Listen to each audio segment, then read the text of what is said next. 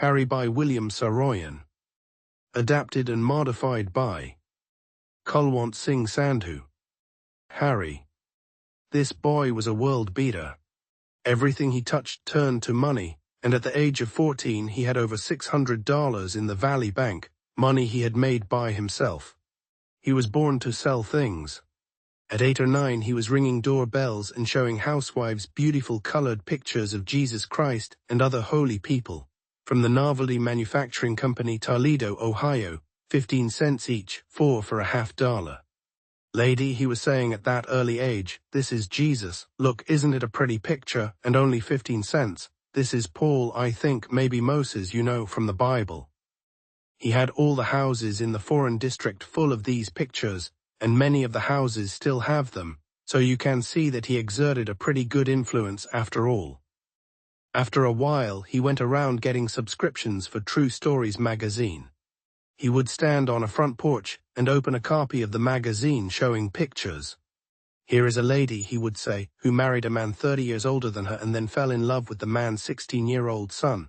Lady, what would you have done in such a fix? Read what this lady did. All true stories, 15 of them every month. Romance, mystery, passion, violent lust, everything from A to Z. Also editorials on dreams. They explain what your dreams mean, if you are going on a voyage, if money is coming to you, who you are going to marry, all true meanings, scientific, also beauty secrets, how to look young all the time. In less than 2 months, he had over 60 married women reading the magazine. Maybe he wasn't responsible, but after a while, a lot of unconventional things began to happen. 1 or 2 wives had secret love affairs with other men and were found out by their husbands, who beat them or kicked them out of their houses, and a half-dozen women began to send away for eyelash beautifiers, bath salts, cold creams, and things of that sort. The whole foreign neighborhood was getting to be slightly immoral. All the ladies began to rouge their lips and powder their faces and wear silk stockings and tight sweaters. When he was a little older, Harry began to buy used cars, Fords, Maxwells, Saxons, Chevrolets, and other small cars. He used to buy them a half-dozen at a time in order to get them cheap, $15 or $20 each. He would have them slightly repaired, he would paint them red or blue or some other bright color, and he would sell them to high school boys for 3 and 4 times as much as he had paid for them. He filled the town with red and blue and green used automobiles, and the whole countryside was full of them, high school boys taking their girls to the country at night and on Sunday afternoons, and anybody knows what that means. In a way, it was a pretty good thing for the boys, only a lot of them had to get married a long time before they had found jobs for themselves, and a number of other things happened, only worse. 2 or 3 girls had babies and didn't know who the other parent was, because 2 or 3 fellows with used cars had been involved. In a haphazard way, though, a lot of girls got husbands for themselves. Harry himself was too busy to fool around with girls. All he wanted was to keep on making money. By the time he was 17, he had earned a small fortune, and he looked to be one of the best-dressed young men in town. He got his suits wholesale because he wouldn't think of letting anyone make a profit on him. It was his business to make the profits. If a suit was marked $27.50, Harry would offer the merchant $12. Don't tell me, he would say. I know what these rags cost. At $12 you will be making a clean profit of $2.50, and that's enough for anybody. You can take it or leave it. He generally got the suit for $15, alterations included. He would argue an hour about the alterations. If the coat was a perfect fit and the merchant told him so, Harry would think he was being taken for a sucker, so he would insist that the sleeves were too long or that the shoulders were too loose. The only reason merchants tolerated him at all was that he had the reputation of being well-dressed, and to sell him a suit was to get a lot of good free advertising. It would bring a lot of other young fellows to the store, fellows who would buy suits at regular prices. Otherwise, Harry was a nuisance. Not only that, the moment he made a purchase, he would begin to talk about reciprocity, how it was the basis of American business, and he would begin to sell the merchant earthquake insurance or a brand new Studebaker. And most of the time he would succeed. All sorts of business people bought earthquake insurance just to stop Harry talking. He chiseled and he took for granted chiseling in others, so he always quoted chisel-proof prices and then came down to the regular prices. It made his customers feel good. It pleased them to think that they had put one over on Harry, but he always had a quiet laugh to himself. One year the whole San Joaquin Valley was nearly ruined by a severe frost that all but wiped out a great crop of grapes and oranges. Harry got into his Studebaker and drove into the country. Frost-bitten oranges were absolutely worthless because the Board of Health wouldn't allow them to be marketed, but Harry had an idea. He went out to the orange groves and looked at the trees loaded with fruit that was now worthless. He talked to the farmers and told them how sorry he was. Then he said, "But maybe I can help you out a little. I can use your frost-bitten oranges for hog and cattle feed. Hogs don't care if an orange is frost-bitten and the juice is good for them the same way it's good for people. Vitamins, you don't have to do anything. I'll have the oranges picked and hauled away and I'll give you a check for $25 spot cash." That year he sent over 20 truckloads of frost-bitten oranges to Los Angeles for the orange juice stands, and he cleaned up another small fortune. Everyone said he could turn anything into money. He could figure a way of making money out of anything. When the rest of the world was down in the mouth, Harry was on his toes, working on the Los Angeles angle of disposing of bad oranges. He never bothered about having an office. The whole town was his office, and whenever he wanted to sit down, he would go up to the 8th floor of Corey Building and sit in Peter's office and chew the rag with the attorney. He would talk along casually, but all the time he would be finding out about contracts, and how to make people come through with money, and how to attach property and so on. A lot of people were in debt to him, and he meant to get his money. He had sold electric refrigerators, vacuum cleaners, radios, and a lot of other modern things to people who couldn't afford to buy them, and he had sold these things simply by talking about them, and by showing catalog pictures of them. The customer had to pay freight and everything else. All Harry did was talk and sell. If a man couldn't pay cash for a radio, Harry would get $5 down and a note for the balance, and if the man couldn't make his payments, Harry would attach the man's home, or his vineyard, or his automobile, or his horse, or anything else the man owned. And the amazing thing was that no one ever criticized him for his business methods. He was very smooth about attaching a man's property, and he would calmly explain that it was the usual procedure, according to law. What was right. No one could figure out what Harry wanted with so much money.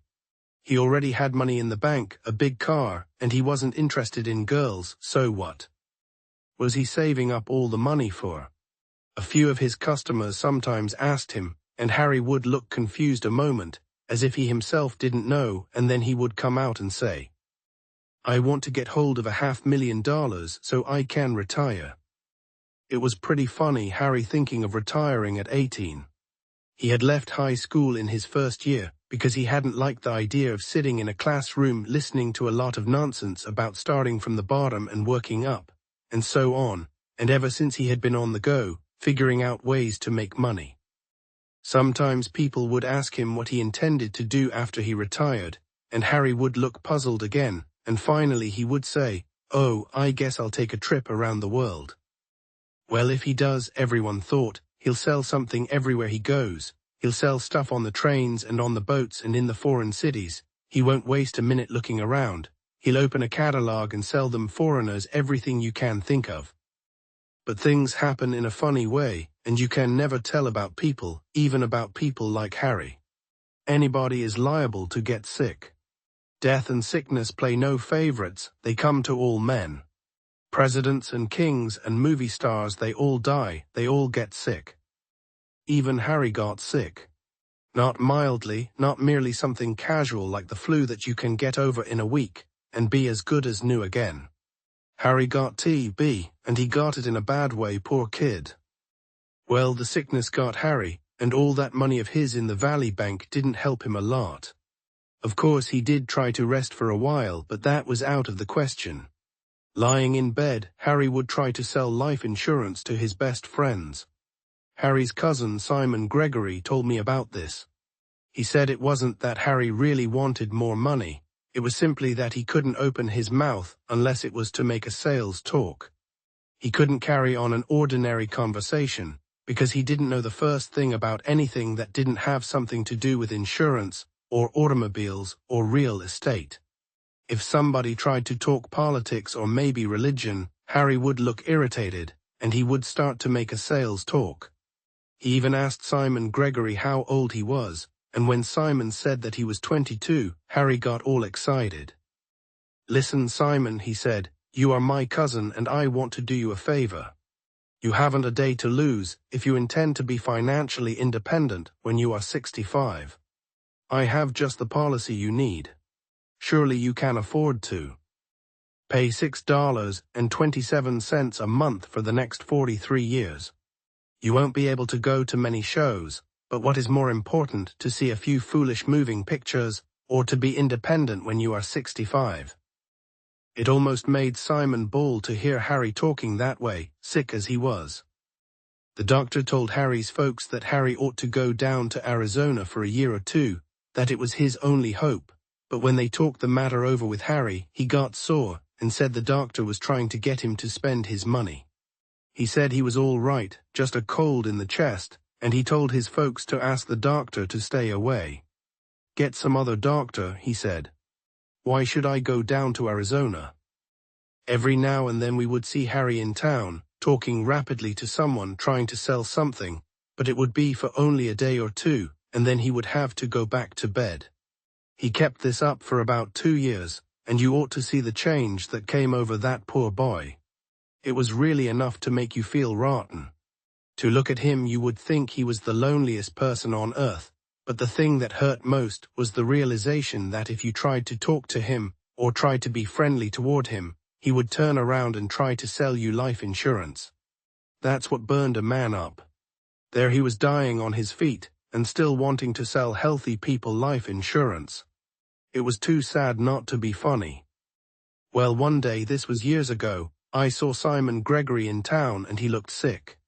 I asked him what the trouble was, and he said Harry had died and that he had been at the bedside at the time, and now he was feeling rotten. The things Harry talked about dying. It was terrible. Insurance straight to the end, financial independence at 65. Harry's photograph was in the Evening Herald, and there was a big story about his life, how smart Harry had been, how ambitious and all that sort of thing. That's what it came to, but somehow there was something about that crazy jackass that none of us can forget. He was different, there is no getting away from it. Nowadays he is almost a legend with us, and there are a lot of children in this town who were born after Harry died, and yet they know as much about him as we do, and maybe a little more. You would think he had been some great historical personage, somebody to talk to children about in order to make them ambitious or something. Of course, most of the stories about him are comical, but just the same they make him out to be a really great person. Hardly anyone remembers the name of our last mayor, and there haven't been any great men from our town, but all the kids around here know about Harry. It's pretty remarkable when you bear in mind that he died before he was 23. Whenever somebody fails to accomplish some unusual undertaking in our town, people say to one another, Harry would have done it. And everybody laughs, remembering him, the way he rushed about town, waking people up, making deals. A couple of months ago, for example, there was a tight-wire walker on the stage of the Hippodrome Theatre, and he tried to turn a somersault in the air and land on the tight wire, but he couldn't do it. He would touch the wire with his feet, lose his balance and leap to the stage. Then he would try it over again, from the beginning, music and all, the drum rolling to make you feel how dangerous it was. This acrobat tried to do the trick 3 times and failed, and while he was losing his balance the 4th time, some young fellow away back in the gallery hollered out as loud as he could, "Get Harry. Harry is the man for the emergency." Then everybody in the theater busted out laughing. The poor acrobat was stunned by the laughter, and he began to swear at the audience in Spanish. He didn't know about our town's private joke. All this will give you an idea what sort of a name Harry made for himself, but the funniest stories about him are the ones that have to do with Harry in heaven, or in hell, selling earthquake insurance and automobiles, and buying clothes cheap. He was a world beater. He was different. Everybody likes to laugh about him, but all the same this whole town misses him, and there isn't a man who knew him who doesn't wish that he was still among us, tearing around town, talking big business, making things pop, a real American go-getter. Harry, the boy who sold everything. Harry was a special boy. He loved making money. Everything he did turned into money. By age 14, he had $600 in the Valley Bank. He earned all of it himself. Harry was born to sell things. When he was 8 or 9, Harry went door to door. He showed housewives colorful pictures of Jesus and other holy people. These pictures came from a company in Ohio. Each picture cost 15 cents, or 4 for 50 cents. "Look, lady," Harry said, "this is Jesus. Isn't it beautiful? This one is Paul or maybe Moses from the Bible." Soon, many houses in the neighborhood had these pictures. Some still do. Harry helped spread these pictures, which was a good thing. Later, Harry sold magazine subscriptions. The magazine was called True Stories. He showed pictures from the magazine to women. "This story is about a lady," he said. "She married an older man but loved his young son. What would you do? This magazine has 15 true stories every month, romance, mystery, and more. It also explains dreams and gives beauty tips."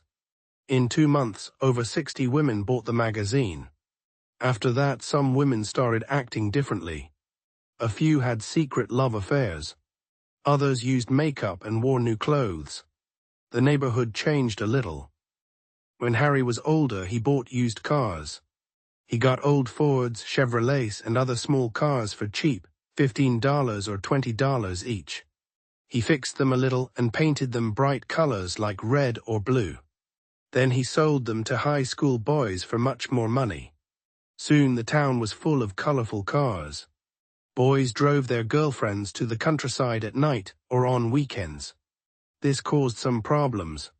Some boys had to marry early. A few girls had babies and didn't know who the father was. But many girls found husbands because of the cars.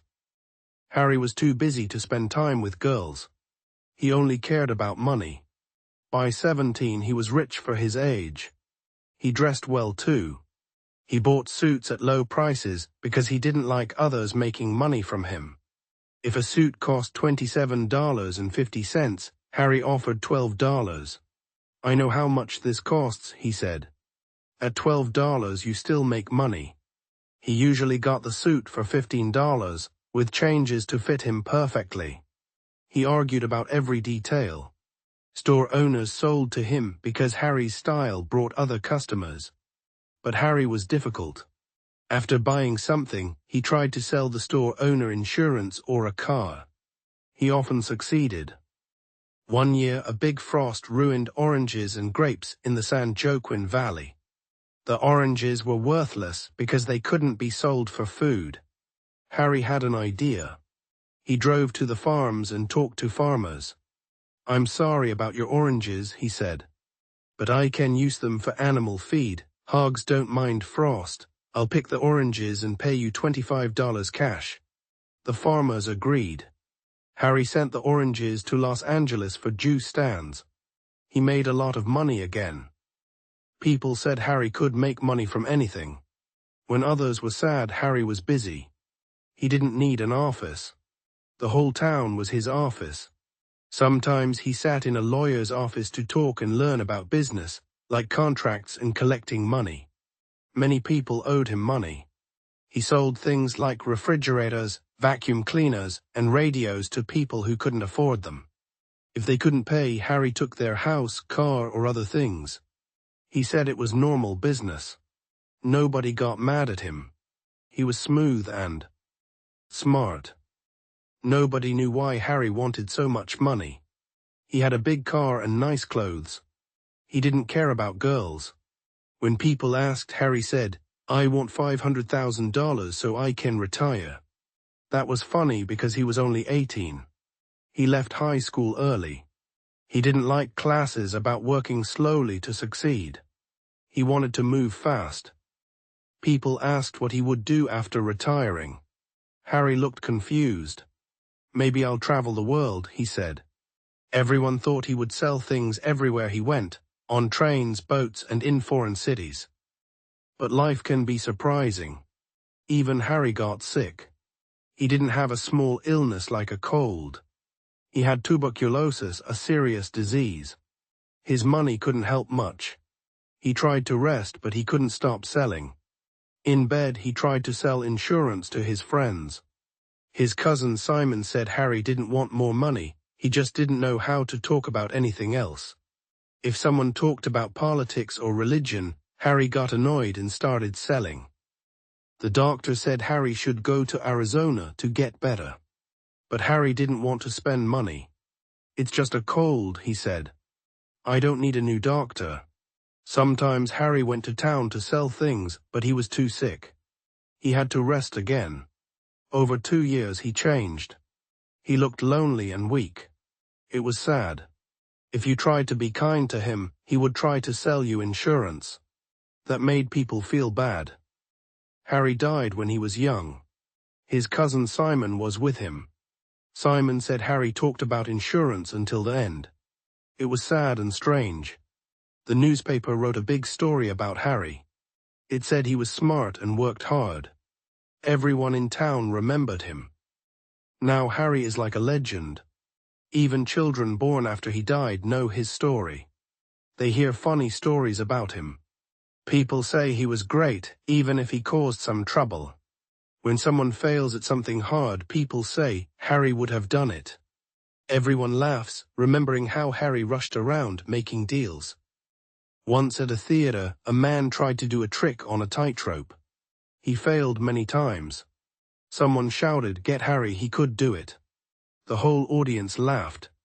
The performer didn't understand, but it showed how famous Harry was. People still tell funny stories about Harry selling things in heaven or hell. He was different. The town misses him. Everyone wishes he was still here, making things exciting, a true American go-getter.